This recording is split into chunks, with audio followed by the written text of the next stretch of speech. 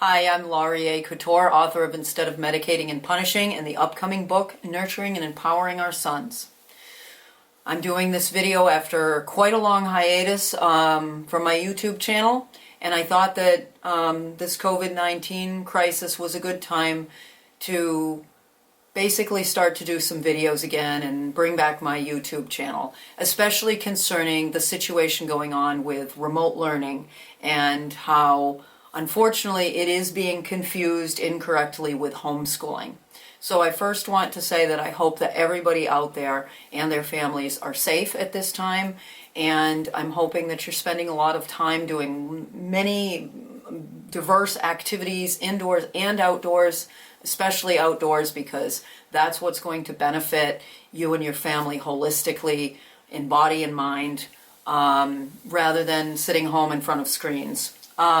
So with that being said, I'm hearing more and more in the news as time is going by that remote learning or distance learning, it's called two different things depending on your state, is being referred to, again, incorrectly as homeschooling.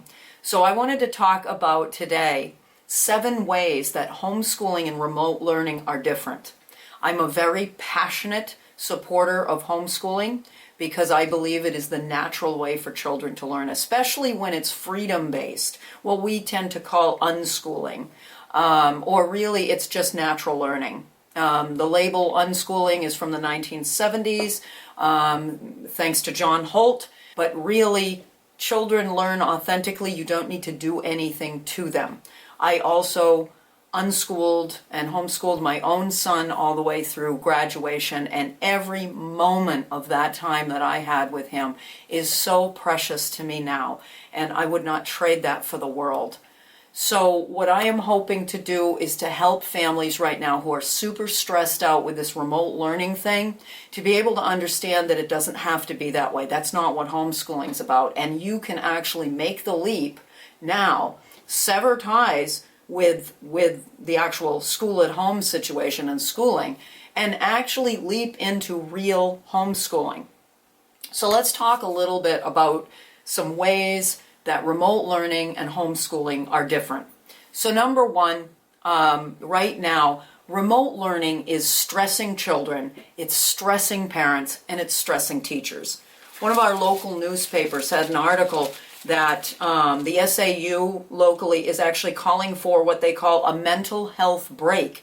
They're saying that they're actually going to suspend remote learning on April 8th, do an early April vacation, and let children out of school as early as June 4th, because everybody, parents, teachers, and especially the children, are so stressed out with this remote learning situation. So that's telling you something right there. So number one, remote learning, and the reason it's stressful is it's because it's controlled by the school.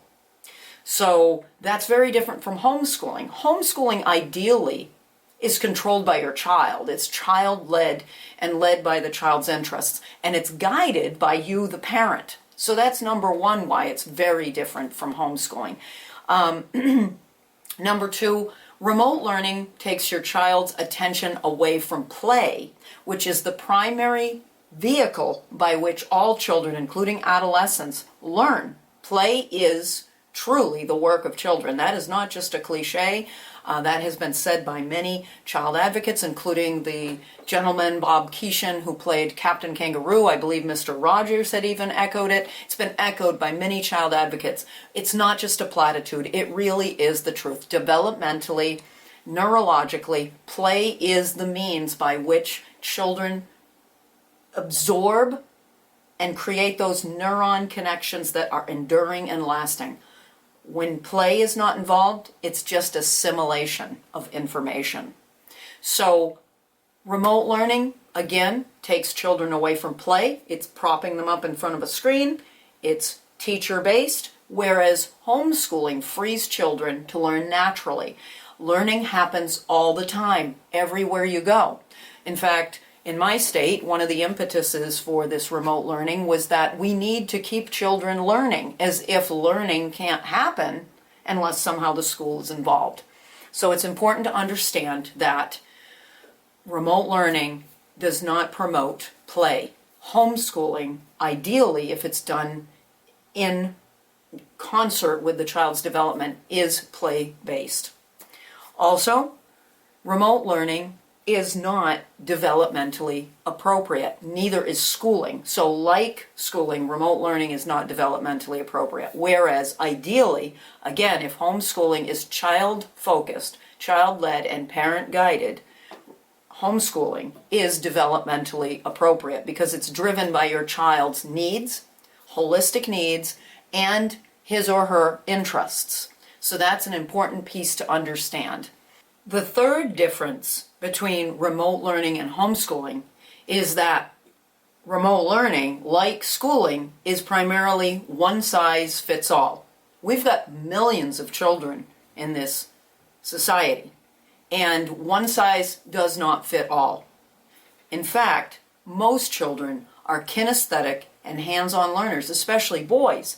And remote learning, like school, is not a kinesthetic environment. It's a very sedentary environment that is more, you watch and then you do what I do, or you listen and you do what I say, or you look at a screen and you do what the screen says.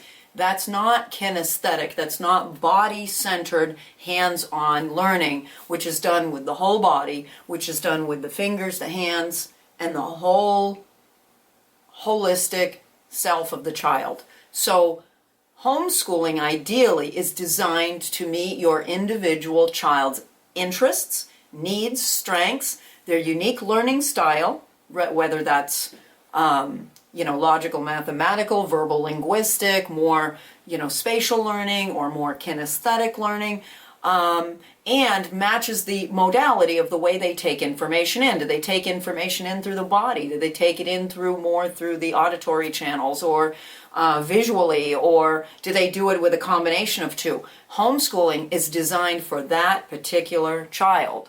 My son was very hands-on. He needed to do things. He liked to sometimes observe, but 90% of the time he was a doer. So school was not a good fit for him. This remote learning thing, oh my God, wouldn't even be able to get him to do it for 2 seconds.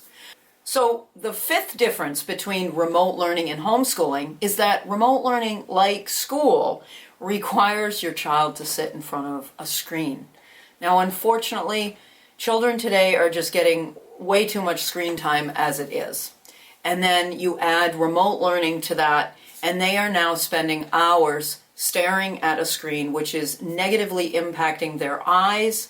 It is impacting their shoulders, their backs, their necks, their wrists, hands. It is creating a situation where they are not getting the whole body movement, the play that they need, and they are sitting in fixed positions day after day after day with their eyes in a very small range, staring at a screen with the blue light, which is very harmful and is causing all sorts of issues like dry eye and macular degeneration. So, and not to mention the whole thing with the radiation and everything. So, the good news is that ideally for homeschoolers who are very active and dynamic, homeschooling involves your child being, all over the community. There should be, a lot of people don't even like to use the term homeschooling because it sort of creates this image of like a school in your home, and that is not ideally what homeschooling is. Homeschooling is being out in the community and being with other people. And unfortunately, right now in this whole social distancing situation, we're not really encouraged to be with other people. However, we can be outdoors. We can be in the woods and the forests and at the ocean side and in natural habitats, whatever you have in your area. So, but ideally, once this whole COVID-19 situation and crisis is over, we'll be able to get back into our communities again. And in a future video, we're going to talk about all the different things that are available in the community that you can do with your child, so that instead of just sitting in a screen, getting a very limited amount of just facts, your child is out there experiencing life. The sixth way that remote learning is different than homeschooling is remote learning is not family or whole child centered.